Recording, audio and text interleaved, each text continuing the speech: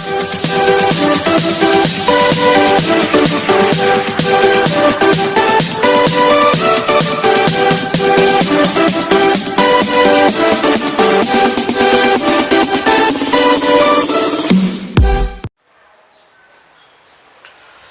दोस्तों, Maninder science classes में आपका स्वागत है। मैं अशोक कुमार। कल हमने देखो पढ़ा प्रवास के बारे में, जनसंख्या जो प्रवास है उसके बारे में पढ़ा था। जनसंख्या प्रवास क्या होती है, प्रवास किसे कहते हैं, प्रवास के भेद पढ़े हमने। उसके बाद में हमने प्रवास के प्रकार पढ़े। उसके बाद में आज हम पढ़ेंगे प्रवास के दो प्रकार पढ़े, जिसमें कल हमने अंतर्राष्ट्रीय प्रवास तथा एक है अंतर्राज्यीय प्रवास के बारे में, जिसमें हमने अंतर्राष्ट्रीय प्रवास के जो प्रमुख अंतर्राष्ट्रीय प्रवास है विश्व के, उन अंतर्राष्ट्रीय प्रवासों के बारे में पढ़ेंगे। जिसमें मुख्य रूप से अंतर्राष्ट्रीय प्रवास, देखो कल हमने चर्चा की थी अंतर्राष्ट्रीय प्रवास कितने प्रकार के होते हैं, दो प्रकार से हमने पढ़ा कि दो प्रकार के अंतर्राष्ट्रीय प्रवासों के बारे में पढ़ेंगे जो विश्व में सबसे अधिक जनसंख्या इन्हीं महाद्वीपों से प्रवासित हुई है। जिसमें पहला यूरोपीय प्रवास के बारे में पढ़ेंगे कि यूरोपीय प्रवास क्या है, यूरोप से जनसंख्या है वो कौन कौन से क्षेत्रों में प्रवास हुई है, उन सभी चीज़ों के बारे में हम आज अध्ययन करेंगे। जिसमें पहला विश्व के प्रमुख अंतर्राष्ट्रीय प्रवासों में पहला प्रवास है यूरोपीय प्रवास के बारे में पढ़ेंगे कि यूरोपीय प्रवास है वो विश्व में सबसे अधिक जनसंख्या, यूरोपीय जो महाद्वीप है उस महाद्वीप से सबसे अधिक जनसंख्या प्रवास हुई है। जिससे यूरोप महाद्वीप से जनसंख्या है, उत्तरी अमेरिका है, दक्षिणी अमेरिका है तथा अफ्रीका महाद्वीप में सबसे अधिक जनसंख्या प्रवास हुई है। जिसमें सबसे पहले यूरोप महाद्वीप के प्रवास में है, जो यूरोप महाद्वीप से प्रवास हुआ वो 12वीं शताब्दी से लगभग 20वीं शताब्दी के मध्य तक है। जनसंख्या का सबसे अधिक प्रवास है यूरोपीय प्रवास में या यूरोपीय महाद्वीप से हुआ। उसके बाद में जो पश्चिमी तट से या यूरोप महाद्वीप है, तो यूरोप महाद्वीप के कौन से क्षेत्र से सबसे अधिक प्रवास हुआ, तो उसके बारे में हम चर्चा करेंगे। यूरोप महाद्वीप है तो यूरोप महाद्वीप के में से सबसे अधिक जनसंख्या का प्रवास है यूरोप महाद्वीप के पश्चिमी तट या उत्तरी पश्चिमी जो क्षेत्र हैं, देश हैं, उन देशों से सबसे अधिक जनसंख्या का क्या हुआ, प्रवास हुआ। जिनमें से सबसे जो देश हैं सबसे अधिक प्रवास हुआ उसमें से इंग्लैंड है, फ्रांस है, जर्मनी है, नीदरलैंड है, इन क्षेत्रों में तथा पुर्तगाल है। इन क्षेत्रों से सबसे अधिक जनसंख्या का प्रवास यूरोपीय प्रवास में हुआ या यूरोप महाद्वीप से हुआ। उसके बाद में आता है कि यूरोपीय प्रवास को भी यहाँ पे दो भागों में विभाजित किया जाता है, या यूरोप से जनसंख्या जो प्रवासी थी उस यूरोपीय जनसंख्या के प्रवास को दो भागों में बांटा जाता है, या दो भागों में यूरोपीय जनसंख्या ने प्रवास किया। तो वो दो मुख्य भाग हैं, उष्णकटिबंधीय जो क्षेत्र है, दूसरा आता है इसमें शीतोष्ण कटिबंधीय क्षेत्र आता है उष्ण कटिबंधीय क्षेत्रों में, तथा दूसरा है शीतोष्ण कटिबंधीय क्षेत्रों में यूरोपीय महाद्वीप की जनसंख्या ने या यूरोपीय प्रवास से जो जनसंख्या प्रवास हुई वो यूरोपीय प्रवास की जनसंख्या है दो क्षेत्रों में जाकर बसी। जिसमें पहला आता है उष्ण कटिबंधीय क्षेत्र है। उष्ण कटिबंधीय क्षेत्र के अंतर्गत आता है उत्तरी अमेरिका व दक्षिणी अमेरिका आता है। उष्ण कटिबंधीय जो क्षेत्र है, उष्ण कटिबंधीय क्षेत्र के में उत्तरी अमेरिका व दक्षिणी अमेरिका के जो तटीय भाग हैं वो इसमें सम्मिलित हैं। उत्तरी अमेरिका तथा दक्षिणी अमेरिका के जो तटीय भाग हैं वो उष्ण कटिबंधीय क्षेत्र के अंतर्गत जो यूरोपीय जनसंख्या ने प्रवास किया उष्ण कटिबंधीय क्षेत्र में, उसके अंतर्गत आता है उत्तरी व दक्षिणी अमेरिका आता है।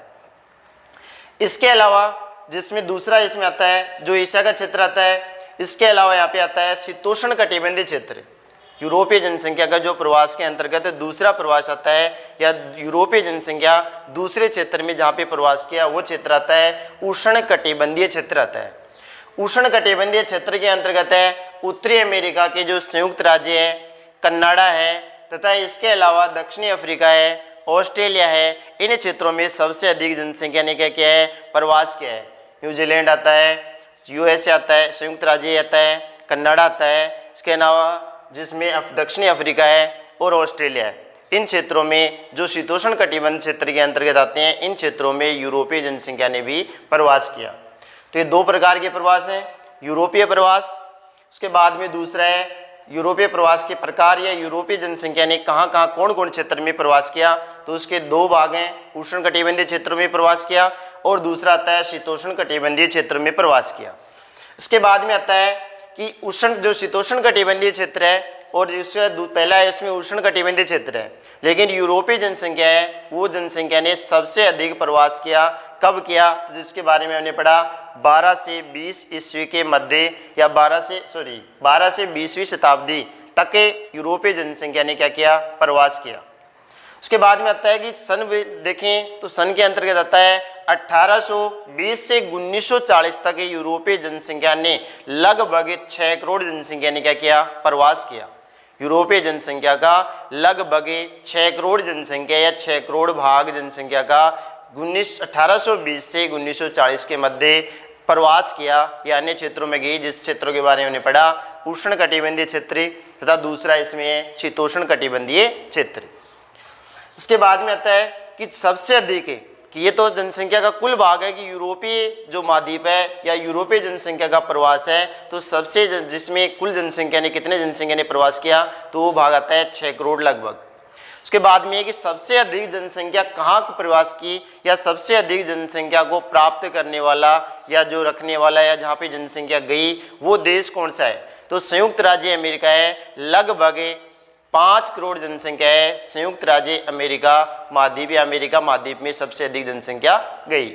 से या यूरोपीय महाद्वीप है या यूरोपीय प्रवास का सबसे अधिक जनसंख्या का भाग संयुक्त राज्य अमेरिका में गया, जो लगभग कितना है? 5 करोड़ जनसंख्या का है। और 5 करोड़ जनसंख्या में लगभग जो मुख्य रूप से यहाँ पे 1840 से 1914 के मध्य किया। 5 करोड़ जो जनसंख्या है संयुक्त राज्य अमेरिका में जो प्रवास किया या संयुक्त राज्य अमेरिका में गई, तो उसका भाग है जो 1840 से 1914 के मध्य प्रवास किया।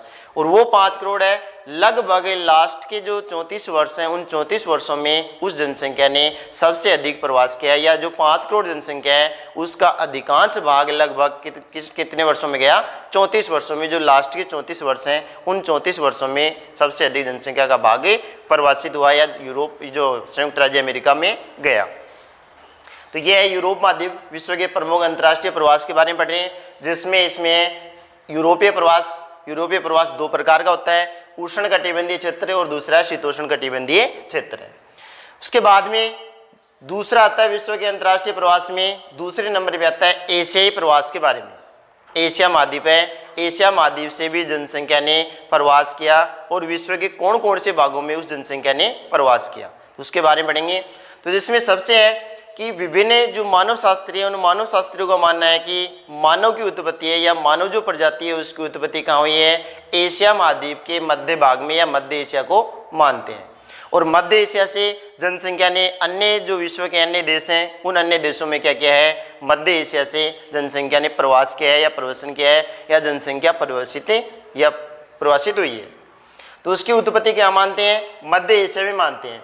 जो 18वीं शताब्दी है उस 18वीं शताब्दी से मध्य एशिया है, एशिया की जनसंख्या या एशियाई जो प्रवास है वो कब हुआ? 18वीं शताब्दी में हुआ, जो लगभग दक्षिणी पूर्वी जो भाग है उस दक्षिणी पूर्वी एशियाई देशों से लगभग 18वीं शताब्दी में जनसंख्या का प्रवास हुआ, जिसमें से भी चीन है, भारत है, चीन, भारत और जापान 3 देश हैं जिनमें 18वीं शताब्दी से जनसंख्या का क्या हुआ? प्रवास हुआ। और वो कौन कौन से क्षेत्रों में हुआ? तो इन देशों की जो पड़ोसी देश हैं उन पड़ोसी देशों में क्या हुआ? इन जनसंख्या का इन देशों से क्या हुआ? प्रवास हुआ। या दक्षिणी जो पूर्वी एशियाई देश हैं भारत, चीन, जापान, इन देशों से उनके पड़ोसी देशों में जनसंख्या का क्या हुआ? प्रवास हुआ। उसके बाद में अलग अलग देखें तो 20वीं शताब्दी में देखें तो चीन से देखें तो चीन से सबसे अधिक प्रवास कब हुआ? 20वीं शताब्दी में हुआ। यानी 20वीं शताब्दी में सबसे अधिक चीन से क्या हुआ? प्रवास हुआ। और कहाँ हुआ? दक्षिणी पूर्वी जो एशियाई देश हैं उन देशों में ही हुआ, जिनमें कौन कौन से आते हैं? मंचूरिया है, इसके अलावा कोरिया है, वह दक्षिणी अफ्रीका है और अमेरिका है। इन क्षेत्रों में सबसे अधिक दक्षिणी अमेरिका है, अफ्रीका है। इन महाद्वीपों में इन क्षेत्रों में चीन से 20वीं शताब्दी में क्या हुआ? प्रवास हुआ। इसके बाद में आता है जापान से। तो जापान से आता है 1880 से 1900 के मध्य जनसंख्या का प्रवास हुआ। 1880 से लेकर 1900 के मध्य क्या हुआ? जापान से सबसे अधिक जनसंख्या का प्रवास हुआ, जिसमें हवाई द्वीप आता है, इसके अलावा संयुक्त राज्य अमेरिका आता है, इसके अलावा कनाडा आता है, इसके अलावा जो ब्राज़ील आता है। इन क्षेत्रों में जापान से सबसे अधिक क्या हुआ, जनसंख्या का प्रवास हुआ। 1880 से 1900 के मध्य जनसंख्या प्रवास हुई। उसके बाद में इन क्षेत्रों में जो एशियाई जो प्रवास हुआ, एशियाई प्रवास के कारण से जहाँ जनसंख्या जिन क्षेत्रों में गई, उन क्षेत्रों में उन्होंने जो जनसंख्या प्रवास हुई, उन क्षेत्रों में जो अंग्रेजों के कृषि बागान जो थे, उन कृषि बागानों में वो अंग्रेजों के द्वारा जो लगाए गए थे, उन कृषि बागानों में वहाँ की जनसंख्या जो स्थायी रूप से वहाँ पर बस गई। यानी कृषि बागान लगाए वहाँ पे, और कृषि बागानों के कारण से वो जनसंख्या वहाँ पर स्थायी रूप से बसना प्रारंभ किया, या वो जनसंख्या जो प्रवासित हुई उन क्षेत्रों से या एशियाई महाद्वीप से जनसंख्या प्रवासित हुई, तो वो कृषि बागानों के कारण से उन क्षेत्रों में क्या हो गई, स्थायी रूप से बस गई। जिनमें स्थायी रूप से कृषि बागान कौन कौन क्षेत्र में है, जिसमें है फिजी है, त्रिनाड है, इसके अलावा जो मॉरिशस है, अफ्रीका है। इन क्षेत्रों में कृषि बागानों के कारण से वहाँ जो जनसंख्या प्रवासित हुई एशिया से, वो वहाँ पे स्थायी रूप से बस गई। तो यह मुख्य रूप से विश्व के प्रमुख अंतर्राष्ट्रीय प्रवास हैं, जिनके बारे में हमने दो प्रकार के प्रवास के बारे में पढ़ा। एक यूरोपीय प्रवास के बारे में, दूसरा एशियाई प्रवास के बारे में। यूरोपीय प्रवास के बारे में हमने पढ़ा, यूरोपीय प्रवास दो प्रकार के, दो क्षेत्रों में है, या यूरोप से जनसंख्या जो प्रवासित हुई वो विश्व के दो क्षेत्रों में गई, जिसमें पहला आता है उष्णकटिबंधीय क्षेत्र, दूसरा आता है शीतोष्ण कटिबंधीय क्षेत्र। उसके बाद में एशियाई जो प्रवास हुआ, एशियाई प्रवास के बारे में है, तो एशियाई प्रवास मुख्य रूप से चीन, जापान तथा इसके अलावा भारत के बारे में पढ़ा, जो मुख्य रूप से कौन कौन से क्षेत्रों में गई। तो यहाँ पे मुख्य रूप से हमने जापान के बारे में पढ़ा, तो 1880 से 1900 के मध्य पढ़ा। चीन में पढ़ा तो हमने 20वीं शताब्दी में पढ़ा, और भारत, चीन और जापान के बारे में पढ़ा तो हमने 18वीं शताब्दी के बारे में पढ़ा। तो ये मुख्य हैं दो विश्व के प्रमुख अंतर्राष्ट्रीय प्रवास कौन कौन से हैं। तो दो प्रकार के प्रवास हैं, यूरोपीय प्रवास, दूसरा कौन सा है, एशियाई प्रवास। अब देखो आगे दो प्रकार के प्रवास पढ़े हमने प्रवास के प्रकारों में, एक है अंतर्राष्ट्रीय प्रवास, दूसरा है अंतर्देशीय प्रवास। अंतर्राष्ट्रीय प्रवास में हमने प्रमुख विश्व के अंतर्राष्ट्रीय प्रवासों के बारे में पढ़ा, जिसमें हमने पहला यूरोपीय प्रवास, दूसरा हमने एशियाई प्रवास के बारे में पढ़ा। अब इसमें दूसरा आता है अंतर्राष्ट्रीय प्रवास के बाद में दूसरा प्रवास आता है अंतर्देशीय प्रवास आता है, जिसमें अंतर्देशीय प्रवास क्या होता है, किसे कहते हैं कि अंतर्देशीय प्रवास वह प्रवास होता है जो मुख्य रूप से किसी भी देश के आंतरिक भागों में किया जाने वाला प्रवास होता है, वह प्रवास क्या कहलाता है, अंतर्देशीय प्रवास कहलाता है। जैसे उदाहरण के लिए एक राज्य से दूसरे राज्य में या एक ही देश के विभिन्न राज्यों में किया जाने वाला प्रवास क्या होता है, अंतर्देशीय प्रवास कहलाता है। उसे हम क्या कहते हैं, अंतर्देशीय प्रवास कहते हैं। अंतर्देशीय प्रवास है, यहाँ पे अंतर्देशीय प्रवास को भी दो भागों में विभाजित किया गया है, जिसके दो भाग प्रमुख भाग हैं। पहला है अंतर प्रांतीय प्रवास के बारे में, दूसरा है स्थानीय प्रवास के बारे में। अंतर प्रांतीय प्रवास है किसी एक देश के एक राज्य से दूसरे राज्य में किया जाने वाला प्रवास क्या कहलाता है, अंतर प्रांतीय प्रवास कहलाता है। यानी एक ही प्रांत के या एक देश के एक प्रांत से दूसरे प्रांत में किया जाने वाला प्रवास क्या कहलाता है, अंतर प्रांतीय प्रवास कहलाता है। दूसरा इसमें आता है स्थानीय प्रवास, कि किसी स्थान विशेष के एक ही प्रांत के विभिन्न भागों में किया जाने वाला प्रवास क्या कहलाता है, स्थानीय प्रवास कहलाता है। तो पहला इसमें अंतर प्रांतीय प्रवास है, जो मुख्य रूप से विश्व के अंतर प्रांतीय जो प्रवास के बारे में हम पढ़ें तो अंतर प्रांतीय प्रवास है, तो जिसमें मुख्य रूप से संयुक्त राज्य अमेरिका के पूर्वी भाग से या पूर्वी भाग तट से पश्चिमी तट की ओर जनसंख्या का क्या हुआ, प्रवास हुआ। पूर्वी तट से पश्चिमी तट की ओर जनसंख्या का प्रवास हुआ, तो वह प्रवास क्या कहलाता है, अंतर प्रांतीय प्रवास कहलाता है। जो एक ही क्षेत्र है, एक ही देश है, अमेरिका महाद्वीप या संयुक्त राज्य अमेरिका, उसके पूर्वी भाग से पश्चिमी भाग की ओर जनसंख्या का क्या हुआ, प्रवास हुआ, तो वो प्रवास क्या कहलाता है, अंतर प्रांतीय प्रवास कहलाता है। दूसरा इसमें उदाहरण है कि रूस में अंतर प्रांतीय प्रवास का उदाहरण है कि रूस में जब 1917 में जो क्रांति हुई, उस क्रांति के पश्चात, उस क्रांति के कारण से या उस क्रांति से पूर्व वह पूर्वी या पश्चिमी भाग में जे जनसंख्या का प्रवास हुआ। रूस में 1917 में क्रांति के बाद पूर्वी से पूर्वी व पश्चिमी भाग रूस का पूर्वी व पश्चिमी भाग है, उस भाग से जनसंख्या का प्रवास हुआ और पूर्वी व पश्चिमी भाग से प्रवास होकर रूस में जनसंख्या कहाँ गई, साइबेरिया में गई। तो वो प्रवास क्या कहलाता है, अंतर प्रांतीय प्रवास के नाम से जाना जाता है, या उसे हम क्या कहेंगे, अंतर प्रांतीय प्रवास कहेंगे। तो दो प्रकार का है, अंतर्देशीय प्रवास है, दो प्रकार के हैं, अंतर प्रांतीय प्रवास, दूसरा इसके अंतर्गत आता है स्थानीय प्रवास। स्थानीय प्रवास है जो किसी एक ही देश के अंदर, एक ही प्रांत के अंदर, एक क्षेत्र से दूसरे क्षेत्र में होने वाला जो प्रवास है वो प्रवास क्या कहलाता है, स्थानीय प्रवास कहलाता है। उसे हम क्या कहेंगे, स्थानीय प्रवास के नाम से जानेंगे, वो स्थानीय प्रवास है। तो ये दो प्रकार का है। प्रवास के प्रकार पढ़े हमने, अंतर्राष्ट्रीय प्रवास, दूसरा है अंतर्देशीय प्रवास।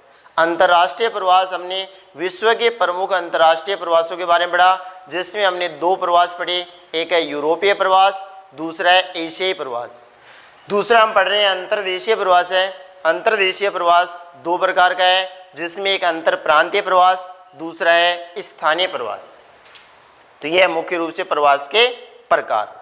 पहला हमने पढ़ा प्रवास क्या है, दूसरा हमने पढ़ा प्रवास के भेद, तीसरा हमने पढ़ा प्रवास के प्रकार के बारे में। चौथा है इसमें प्रवास के परिणाम। जनसंख्या एक क्षेत्र से दूसरे क्षेत्र की ओर प्रवास करती है या जाती है तो उसके क्या परिणाम होते हैं, कि एक क्षेत्र में जनसंख्या जाएगी तो उस क्षेत्र में जनसंख्या बढ़ेगी, एक क्षेत्र से जा रही है उस क्षेत्र में जनसंख्या क्या होगी, कम होगी। जिस क्षेत्र की तरफ जा रही है वहाँ पे वह विभिन्न प्रकार के जो संसाधन है उसका उपयोग करेगी, संसाधनों की प्रति व्यक्ति संसाधन उपलब्धता कम होगी, प्रति व्यक्ति जो भी संसाधन है उन संसाधनों की उपलब्धता उनके कारण से कम हो जाएगी। तो ये इसके परिणाम कौन कौन से हैं उनके बारे में पढ़ेंगे, कि प्रवास के क्या परिणाम होते हैं, कि प्रवास से अगर जनसंख्या होती है, जनसंख्या का प्रवर्धन होता है तो उसके परिणाम क्या सामने आते हैं, कौन कौन से परिणाम होते हैं। तो इससे मुख्य रूप से 5 परिणामों के बारे में पढ़ेंगे, कि एक पहला यहाँ पे है जनसंख्या में परिवर्तन। जिस क्षेत्र से जनसंख्या का प्रवास होता है उस क्षेत्र से जनसंख्या क्या होती है, कम होती है। जिस क्षेत्र की तरफ को जाती है जनसंख्या उस क्षेत्र में जनसंख्या क्या होती है, बढ़ती है, यानी जनसंख्या का संतुलन बिगड़ता है। पहले जनसंख्या एक क्षेत्र में 1000 है, दूसरे क्षेत्र में 1200 है। तो देखो एक क्षेत्र में अगर जनसंख्या 1000 है, दूसरे क्षेत्र में अगर जनसंख्या 1200 है, तो उसमें जनसंख्या में क्या होता है, एक क्षेत्र से अगर दूसरे क्षेत्र में जनसंख्या अगर प्रवास करती है तो जनसंख्या में क्या होता है, परिवर्तन होता है। जिस क्षेत्र से जनसंख्या जा रही है उस क्षेत्र में जनसंख्या क्या होती है, कम हो जाती है। जिस क्षेत्र को जा रही है यानी जहाँ जा रही है उस क्षेत्र में जनसंख्या क्या होती है, बढ़ जाती है। तो जनसंख्या में क्या होता है, परिवर्तन होता है या जनसंख्या असंतुलित होती है। दूसरा इसमें आता है सांस्कृतिक मिश्रण। जिस क्षेत्र से जनसंख्या जा रही है वह अपने साथ अपने रीति रिवाज हैं, अपनी वेशभूषा है, अपनी जो रहन सहन है, खान पान है, अपनी जो पहनावा है, सभी प्रकार की जो अपने साथ लेके जाती हैं, तो वहाँ पे वह अपने तौर तरीके से करती है। कुछ उनके तौर तरीके जहाँ पे जनसंख्या जा रही है उनके तौर तरीकों को भी अपनाती है, और जो लोग जा रहे हैं उनके तौर तरीके हैं उनको वहाँ की जनसंख्या भी कुछ अपनाती है। इस प्रकार से दोनों में सांस्कृतिक मिश्रण हो जाता है। नए देशों का आर्थिक विकास, जिस क्षेत्र में जनसंख्या जा रही है तो वहाँ पे नए नए रोजगार का उत्सर्जन करेगी। विभिन्न प्रकार के जो संसाधन है उनको काम में लेकर नए विभिन्न प्रकार के जो वैकल्पिक या विभिन्न प्रकार के विकल्प तैयार करेगी, जो रोजगार के साधनों से विभिन्न प्रकार के देशों में जो आर्थिक विकास होता है। एक है पारस्परिक उन्नति, आपस में क्या होती है, एक दूसरे की जिस क्षेत्र जनसंख्या जा रही है अगर वहाँ पे लोग रहते हैं, जनसंख्या रहती है, तो उस क्षेत्र में अगर वहाँ पे कुछ ही प्रकार के संसाधन पाए जाते हैं या विभिन्न प्रकार के संसाधन है लेकिन उनका उपभोग नहीं हो पा रहा है वहाँ पे, तो वहाँ के लोग उन क्षेत्रों में अगर वो शिक्षित लोग हैं या वो उसके लायक हैं तो वो लोग उन संसाधनों का उपयोग करके वहाँ पे विभिन्न प्रकार के जो क्या है रोजगार या विभिन्न जो उनकी आपसी उन्नति जो कर सकते हैं, उस क्षेत्र को उन्नत कर सकते हैं, उसकी अर्थव्यवस्था सुदृढ़ हो सकती है। नए वातावरण में समायोजन, अपने प्राचीन वातावरण जो जनसंख्या जा रही है तो अपने प्राचीन वातावरण को छोड़कर नए वातावरण की ओर अपने आप को क्या करती है, समायोजित करती है। तो ये 5 प्रकार के प्रवास के परिणाम है, जिसमें 5 परिणाम है, जनसंख्या में परिवर्तन, सांस्कृतिक मिश्रण, नए देशों का आर्थिक विकास, पारस्परिक उन्नति और नए वातावरण से समायोजन। ये 5 प्रकार के क्या है, प्रवास के परिणाम है। इसके बाद में आता है मानव विकास की अवधारणा के बारे में, कि मानव विकास की अवधारणा क्या है, कि मानव विकास है कि उसकी अवधारणा, उसका मापन कैसे किया जाता है, कि मानव विकास विभिन्न प्रकार की जो राजनीतिक भौतिक जो विभिन्न प्रकार की जो संसाधन है उन संसाधनों को काम में लेकर अनेक प्रकार की क्रियाएं कर क्रियाकलापों के द्वारा मानव अपना जो विकास करता है, उस मानव विकास की अवधारणा, मानव के विकास को जो हम नीचे लिखा हुआ कि मानव विकास सूचकांक है जो एचडीआई मान है, उसको कैसे प्रस्तुत किया जाता है, या मानव विकास हो रहा है या नहीं हो रहा है, उसको कैसे मापन किया जाता है, किस प्रकार से है। तो पहले हम पढ़ेंगे मानव विकास की अवधारणा के बारे में, जिसका सबसे पहले मानव विकास की अवधारणा का प्रतिपादन सबसे पहले कब किया गया था, 1990 में किया गया था। किसके द्वारा किया गया था, एक पाकिस्तानी अर्थशास्त्री डॉक्टर महबूब उल हक के द्वारा, वह एक भारतीय जो अर्थशास्त्री हैं वो उनके द्वारा, जो प्रोफेसर अमर्त्य सेन है उनके द्वारा सबसे पहले जो मानव विकास की अवधारणा का प्रतिपादन 1990 में किया गया। उसके बाद में आता है मानव विकास सूचकांक के बारे में, जिसको शॉर्ट में क्या कहते हैं, एचडीआई मान के नाम से भी जानते हैं कि एचडीआई मान क्या है, मानव विकास सूचकांक, जो प्रत्येक देश का, जिसमें इससे देश शामिल होते हैं, उन देशों का इसमें मानव विकास सूचकांक निकाला जाता है, जो प्रतिवर्ष इसकी रिपोर्ट तैयार की जाती है। किसके द्वारा, यूएनडीपी के द्वारा, संयुक्त राष्ट्र विकास कार्यक्रम के द्वारा प्रतिवर्ष इसकी एक रिपोर्ट तैयार की जाती है, और जिसमें इसमें शीर्ष देशों के नाम है, जो इसमें शामिल देशों के नाम है, उसका एचडीआई मान या मानव विकास सूचकांक के डाटा प्रस्तुत किए जाते हैं। जो इसमें सबसे पहले इसमें मानव विकास सूचकांक का प्रथम प्रतिवेदन या प्रथम रिपोर्ट है 1990 में प्रस्तुत की गई थी। किसके द्वारा, यूएनडीपी के द्वारा प्रस्तुत की गई थी। यूएनडीपी है, उसके द्वारा सबसे पहले मानव विकास रिपोर्टें, प्रतिवेदन रिपोर्टें प्रस्तुत की गई थी। यूएनडीपी है यूनाइटेड नेशन डेवलपमेंट प्रोग्राम, यानी राष्ट्रीय विकास जो संयुक्त राष्ट्र विकास कार्यक्रम, इसके द्वारा प्रतिवर्ष इसकी रिपोर्टें तैयार की जाती है। उसके बाद में आगे आता है कि मानव विकास की जो अवधारणा है, इसके मापन के जो है पक्ष कौन कौन से होते हैं। मानव विकास की अवधारणा या मानव विकास के मापन के पक्ष कौन कौन से होते हैं। तो मानव विकास के मापन के या मुख्य रूप से 3 पक्ष होते हैं। एक पहला पक्ष होता है मानव विकास के मापन का, जिसमें प्रति व्यक्ति आय होती है। मानव विकास के मापन का एक पक्ष होता है प्रति व्यक्ति आय होती है, जिसमें प्रति व्यक्ति आय पहला है मानव विकास के मापन का पक्ष है, प्रति व्यक्ति आय। दूसरा इसमें होती है साक्षरता। दूसरा मानव विकास के मापन का दूसरा पक्ष कौन सा है, साक्षरता। और तीसरा इसमें होता है जीवन प्रत्याशा। तीसरा पक्ष कौन सा होता है, जीवन प्रत्याशा। तो मानव विकास के मापन के 3 पक्ष हैं, जिसमें पहला है प्रति व्यक्ति आय, दूसरा इसमें है साक्षरता, तीसरा इसमें है जीवन प्रत्याशा। तो यह मानव विकास के मापन के 3 पक्ष हैं। तो मानव विकास, ये हमारा मानव विकास के बारे में है। पहला हमने प्रवास के बारे में, पाठ के बारे में, कि जनसंख्या, प्रवास एवं मानव विकास के बारे में पढ़ा। जनसंख्या प्रवास क्या होता है उसके बारे में पढ़ा। प्रवास के भेद पढ़े हमने, प्रवास के प्रकार पढ़े हमने, उसके बाद में प्रवास के परिणाम पढ़े हमने, उसके बाद में मानव विकास की अवधारणा के बारे में पढ़ा हमने, उसके बाद में हमने मानव विकास सूचकांक के बारे में पढ़ा। तो ये हमारा अध्याय है जनसंख्या, प्रवास एवं मानव विकास। ये अध्याय कंप्लीट हो चुका है। कोई भी दिक्कत हो तो आप कमेंट बॉक्स में हमें बता सकते हैं, उसका सॉल्यूशन किया जाएगा जो आप पूछेंगे। धन्यवाद।